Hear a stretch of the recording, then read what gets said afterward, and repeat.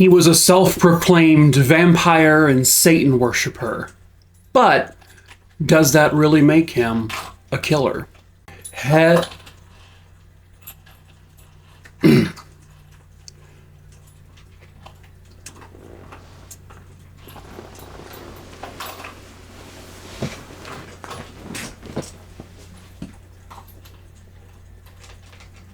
Is he gone? Oh, God. Okay. Hello, true crimerers. This is the case of the, I'm sure, very lovely Caius Veovis. Viewer discretion is advised.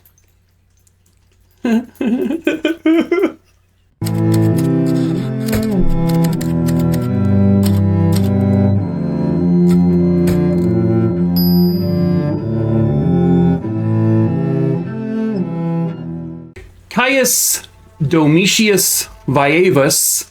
Can I call you Kai? No, I won't do that. Just please don't eat my bones for breakfast. Well, he was actually born Roy Gutfinski Jr.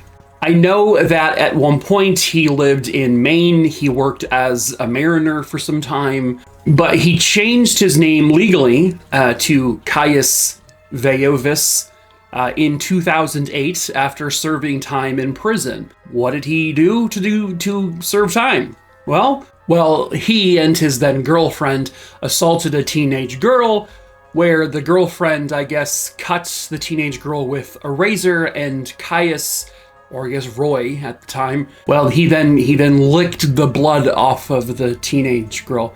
You know, it's totes normal, right? No. But anyway, he served time for that, and then when he got out of prison, he changed his name. He apparently said he got the inspiration from the name off of Caligula and, I guess, Nero, but he just didn't want to change his name. He wanted to change other aspects of himself, like his face. He got, the tattoos across his face, including the 666. He got ear implants to make them look pointy. He sharpened his teeth and he split his tongue. That's not all. Nope. He also had multiple rows of subdermal implants put into his face to make it look like he had horns. Like the devil, or a demon, or Gary Busey, I don't know. Caius/Roy had a criminal history before the whole assault and licking the blood thing. He had a criminal history dating back to when he was like 12 or 13 years old. He got caught carrying knives. He later on kidnapped a couple of strippers from a strip club. He would bring them back to a hotel room where he held them there as captives. He went back to prison for that, but apparently not for very long. Just for like a little staycation, I guess, back in prison. Now, at some point, I believe it's kind of hard to trace this, but it appears he is friends with a man named Adam Lee Hall. Adam Hall was a leader in the Massachusetts chapter of Hell's Angels. Adam, not a great guy. In fact, bad as well. But there's no horns in his face. So that doesn't make you bad, though. But he didn't implant things in his skull. But you see, Adam, by 2011, he is in some very hot water. As a matter of fact, he had been charged with aggravated assault and also drug charges and gun charges. What he did for that was he had lured a man named David Glasser back to, I guess, Adam's home. This is because Adam believed that Mr. Glasser had stolen a automobile part off of his property, which I don't even think ended up being true. But he assumed that this Glasser fella did that. So he lured him back to his home and he beat David Glasser with a baseball bat. But David Glasser survived the attack. And a couple of days after the attack, he would go to police, badly beaten and bruised, and told them what happened. So Adam Lee Hall was arrested and charged. Now, that happened in, I think, 2009, 2010. Now, fast forwarding back to 2011, David Glasser lived in a home with his good friend. His name was Edward Frampton. Edward Frampton was considered a mildly mentally challenged individual, but was able to basically succeed and live on his own without any kind of supervision. He had at one point competed in the Special Olympics. He did really well. He was a very proud and loud advocate for people with mental disabilities. And he was someone that other people with these disabilities could go to and talk to and get advice from and get help from. He was always about helping, everyone else. David Glasser also had some mental disabilities that, again, he was doing really well in life, able to live on his own. He worked as a handyman, and he was just also considered a really friendly guy, always someone there who, just like his friend Edward, would always be there to lend a helping hand to anyone in need. The two of them were very good friends with another man named Robert Chadwell. Chadwell was a youth counselor, specifically dealing with youths who were battling drug and alcohol addiction. So David Glasser and Edward Frampton, they lived together in this home in the Pittsfield, Massachusetts area. Pittsfield is like this, I guess, like a pretty small city or town. Like it looks like a very homey place, just very comfortable looking to me. But in 2011, Pittsfield, as well as many other locations, states, and whatnot, were hit pretty hard by Hurricane Irene, which, caused a lot of devastation, deaths, and a lot of homes were destroyed. David, Edward, and Robert, they would all basically be in David and Edward's home when the hurricane was going on. So the three of them kind of just stayed there to wait out, the hurricane. And when the chaos kind of ended, those three men were never seen or heard from again. When it all subsided, Robert Chadwell's brother was trying to get in contact with him, and he couldn't. He just could not reach him by phone, which was very unusual because Robert and his brother kept in everyday contact, like multiple times a day. They would talk on the phone, text, whatever the case may be, but he was not able to get a hold of them. So with the hurricane, obviously it's like, oh my God, did something happen? While that's going on, Edward Frampton's caseworker for his disability, she went on a scheduled visit to go see Edward at the house. But when she got there, no one answered the door. However, David Glasser's truck was still in the driveway, but after several knocks and looking in windows, it just looked empty. She couldn't see anything inside or anyone, and she just thought that was very strange because, Edward never missed one of these appointments. He was very, very good about sticking to them. She was actually able to gain entry to the house. She walked in and she, again, didn't see any of the men. And it didn't look like the house was in severe disarray, like any kind of altercation had taken place. When she noticed Edward's medications, all of them were there and they still were pretty full. It looked like he hadn't been taking them for some time. So eventually all three of those men would be reported missing, and immediately police basically realized that one of the men was the likely target if something bad happened to them, and that target was probably David Glasser. And this is because David Glasser was set to testify against Adam Lee Hall in the assault trial because he was the main witness, as he was the victim of the assault. And now suddenly he's gone. He's vanished. So the search begins. They're looking all over Pittsfield and all of the surrounding areas for David Glasser or any of the three men, and there is just no traces of them whatsoever anywhere. But then, 11 days after they disappeared, the bodies were found. They had been found dismembered and thrown into garbage bags. and then buried in a deep grave together. I don't know the exact location where this happened, but I think it was outside of Pittsfield. The autopsy would show that all three men had been severely tortured. They were gutted, their innards were removed, and all three had been shot to death. That was their ultimate cause of death. David Glasser at that point was basically, he was the target. I think police really realized that. And unfortunately, the other two men just were victims of being near David Glasser when this happened. Police knew pretty much right away that this was Adam Lee Hall's doing. Adam did anything in his power to try to cover his steps, but didn't do the best job. Through their investigation, police came across a man by the name of David Casey, someone who was associated with Adam Lee Hall. David Casey owned a backhoe, and the gravesite where the bodies were found, I believe the backhoe was somewhere near it. I'm not 100% sure, but it led them to David Casey. And when they questioned him, he basically ratted out three other men as being involved in this. One of them being Adam Lee Hall, the other man being David Chalui, and then the third man was Caius Veovis. David Casey appeared to kind of be the linchpin of the investigation.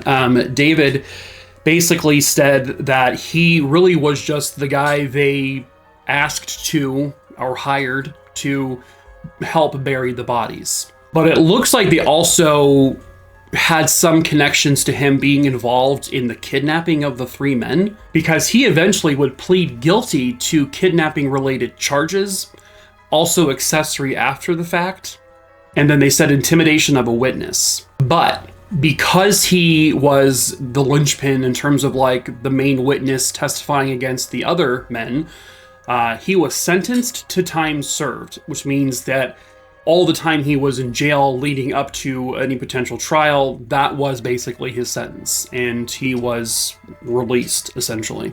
Adam Lee Hall would go on trial for the 3 homicides and kidnapping, and he would go on to be convicted of all of his charges, and he got life in prison without the possibility of parole. David Chalui, there's a lot of Davids in this case. Well, he was a member of the Aryan Brotherhood. What? And also, I guess, had connections with the Hells Angels there. But he too would go to trial, and he would be convicted of all 3 murders and other charges related to the kidnappings. And he was also sentenced to life in prison without the possibility of parole. They each got 3 life sentences without parole. And then Caius Veovis would go on trial. Here's the thing about him. So there is not one piece of physical evidence connecting him to the 3 murders, the 3 kidnappings. There's nothing to connect him whatsoever, other than he was allegedly friends with Adam Lee Hall, and David Casey had ratted him out to police, saying that he was involved, that he was the main one to torture the 3 men because that was something he loved to do, torture and blood and all that stuff, and so that he was involved. Police, when they went to Caius, his apartment or his house, sorry, they found his entire home was painted black. Everything was black walls, black doors, black carpets, everything was black couches, and he had photos of dismemberment being pictured on a skeleton, kind of framed and put up on a wall.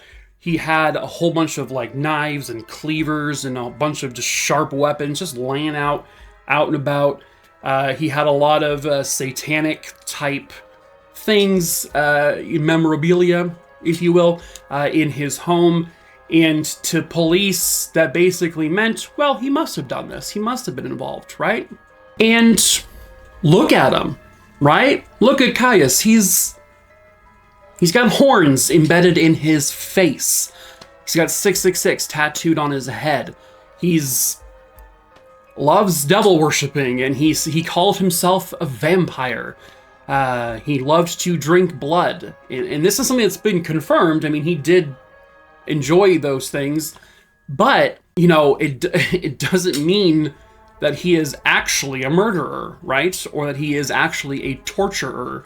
And the fact that there was no physical evidence whatsoever to actually tie him to these murders or the kidnapping, no fingerprints, no DNA, no hair, nothing. They had nothing other than David Casey's testimony and just the fact that he looked the part, Now listen, Caius did a lot of bad things in his life, and he is far from innocent.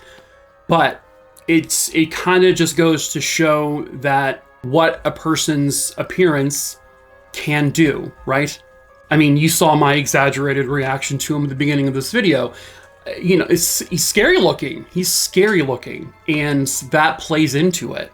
Someone who looks like that, someone who changes their body to look like the devil or a demon, they've got to be guilty of really horrible shit, right? He would go to trial, and his girlfriend at the time would testify in his favor that on the night that the three men would have disappeared, she said that Caius was absolutely with her that entire night, and he didn't leave her side. And she testified to this and kind of thought it was ridiculous that he was even brought into this. The prosecution even tried to bring up the fact that, well, he's a member of the Hells Angels. No, he wasn't, actually. He was not a member of the Hells Angels. Caius didn't even own a motorcycle. But then they presented some vague evidence that suggested that he was interested in maybe becoming a member of the Hells Angels, and maybe this was some sort of way of getting in. But that wasn't even strong evidence. They had strong physical evidence connecting Adam Lee Hall to the kidnapping and the murders. They had strong physical evidence that the other men were involved, and they had David Casey's testimony about his involvement, as well as the involvement of the others. But that same physical evidence could not be connected to Caius. Now, I'm not saying he's innocent of these murders. I'm just saying that there wasn't the solid evidence that he was involved that they had against the other men in this case.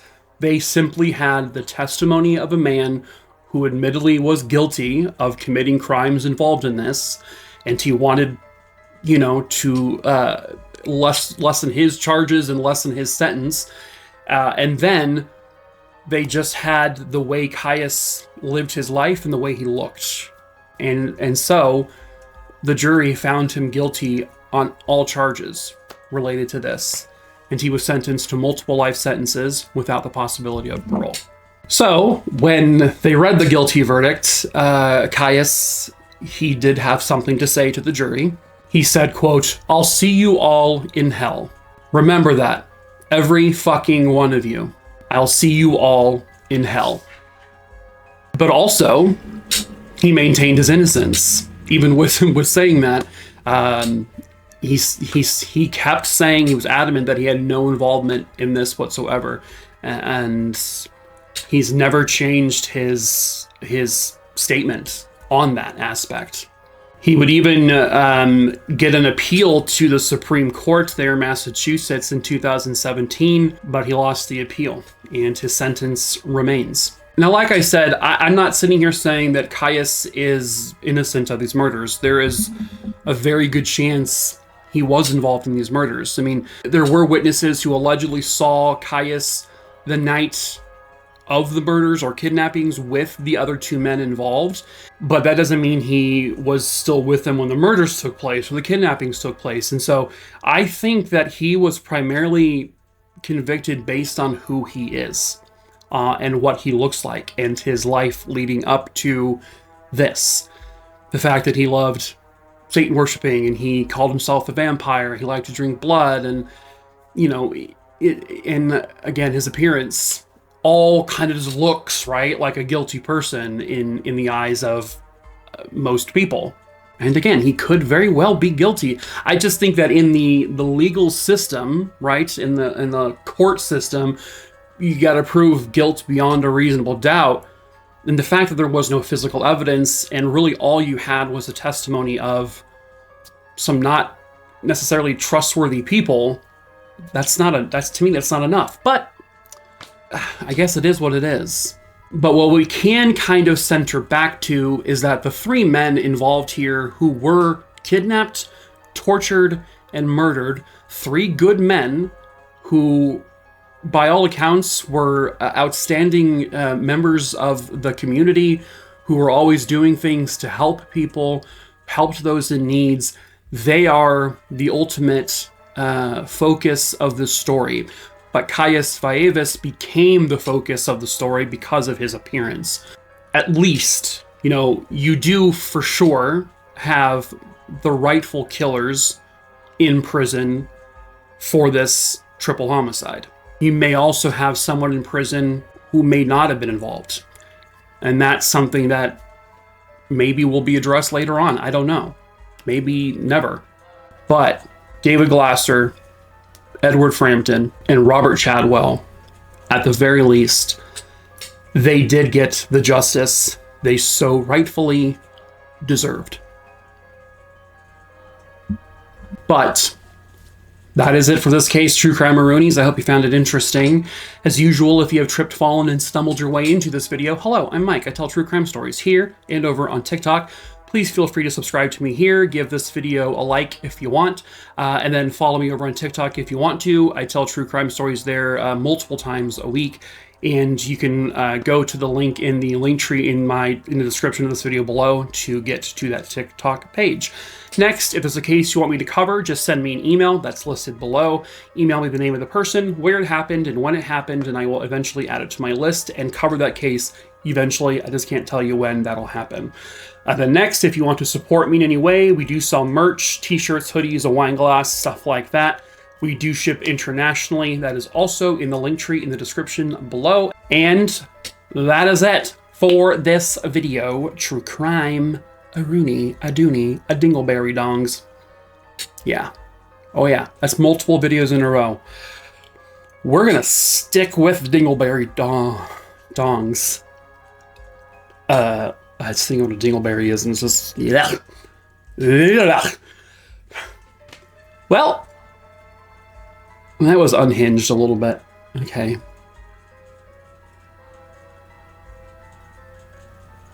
Bye.